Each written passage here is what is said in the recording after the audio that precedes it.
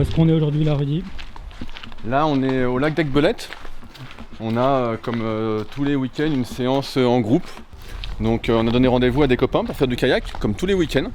La semaine habituellement je monte tout seul, je fais des séances tout seul sur ce magnifique lac que vous allez voir. Et là on est tout un petit groupe, on s'est donné rendez-vous. Le lac est parfait, il fait super beau, on va donc s'amuser comme des fous.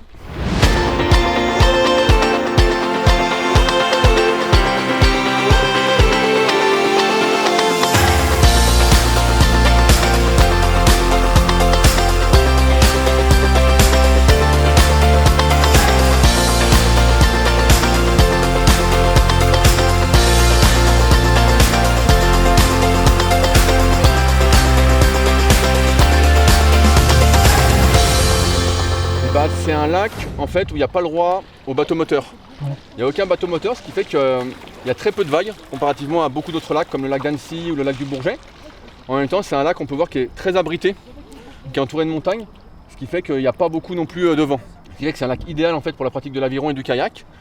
Et ce qui fait qu'il n'y a jamais trop de monde sur l'eau. On voit un peu de paddle, voilà, des kayaks et de l'aviron. Mais sinon c'est vraiment très très calme. Mais voilà, en moyenne 4 à 5 séances par semaine, ça fait partie de mon rythme d'entraînement et c'est là aujourd'hui où je prends le plus de plaisir en tant que pratique sportive. Et le but en fait c'est d'aller le plus vite possible. Alors nous on s'entraîne vraiment pour le plaisir, mais quand tu as des objectifs de compétition, ça se passe sur 200, 500 mètres ou 1000 mètres. Souvent c'est plutôt réservé, en tout cas si tu veux aller vite, si tu veux en faire pour le loisir, tout le monde peut en faire.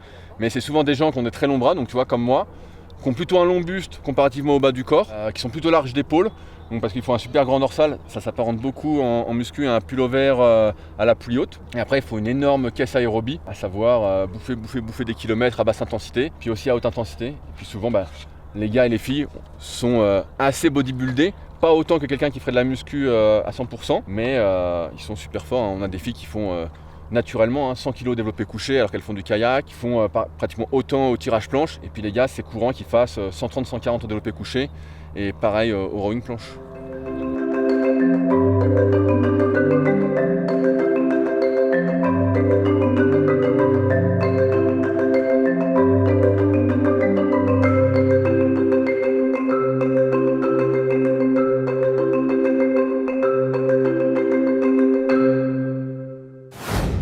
D'être sur un lac qui est lisse et sur une eau un peu couleur émeraude, donc là c'est vraiment le bonheur de naviguer sur l'eau et d'être dans la nature.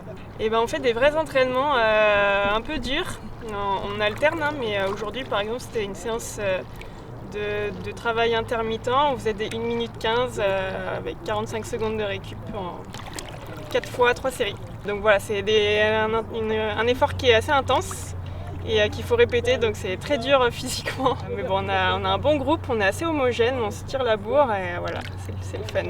Ce qui me plaît dans le kayak, c'est se retrouver tout seul sur l'eau. C'est mon instant relax après une journée de boulot, le week-end tranquille. J'ai fait beaucoup de compétitions étant jeune, même un peu plus tard dans la vie. J'ai plus de pratique compétitive depuis quelques années, mais je prends toujours autant de plaisir à venir naviguer régulièrement. Ce que j'aime bien, moi, c'est l'aspect performance physique que je retrouve en kayak, que je retrouve en ski de fond, que je retrouve dans le trail. Il faut y aller petit à petit, commencer par des bateaux plutôt stables, des surf-ski où on n'a pas peur de tomber, on peut remonter facilement dans le bateau même si on tombe au milieu du lac. Et puis progressivement évoluer vers des formes plus rapides, plus instables.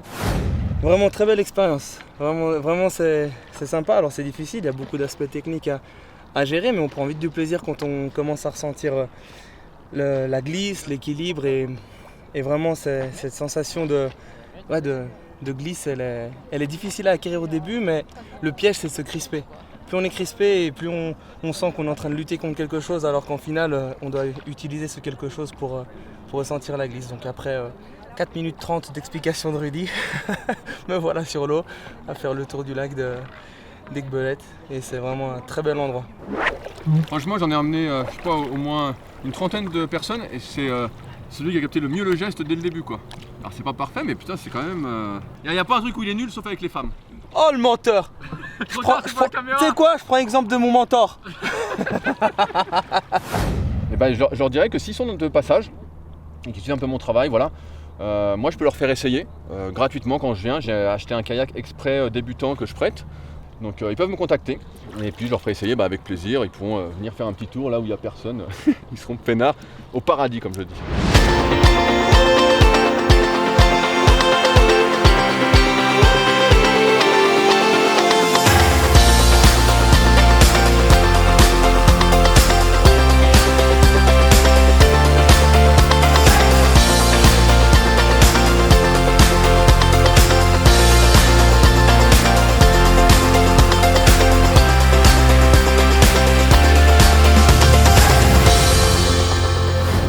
Là on est à un camping autour du lac d'Aiguebelette où je me suis acheté un mobil-home pour poser mes kayaks pour éviter de les transporter à chaque fois.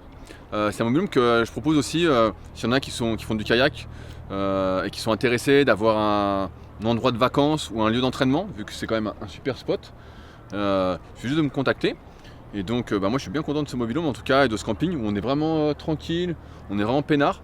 C'est aussi le seul endroit où il y a une plage gratuite. Toutes les plages autour du lac sinon sont payantes. Idéalement c'est plutôt à des personnes qui font du kayak puisque j'ai fait une installation pour pouvoir poser des kayaks, pour pouvoir être peinard. Après ça peut s'adresser aussi à des personnes qui me suivent régulièrement, voilà, qui veulent découvrir le lac d'Aiguebelette qui est vraiment beaucoup plus sauvage que les lacs d'Annecy, le lac Léman ou le lac du Bourget. Donc voilà, c'est plus dans cette optique là, même si comme à chaque projet que je fais, j'aime bien proposer ce que je fais à des personnes qui suivent déjà en partie ce que je fais pour que ça reste entre guillemets pas dans un cercle fermé mais dans un cercle de confiance.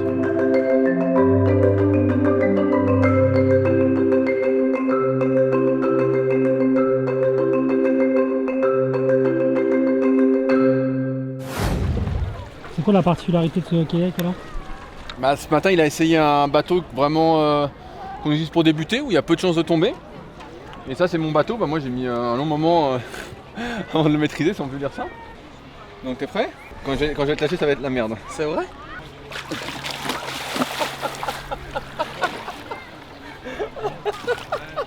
Putain solide hein. Mais c'est quand même pas mal, franchement il s'est bien débrouillé parce que la plupart des gens, rien que quand je les lâche ils tombent tout de suite. C'est pas mal quand même. Mmh. Hein?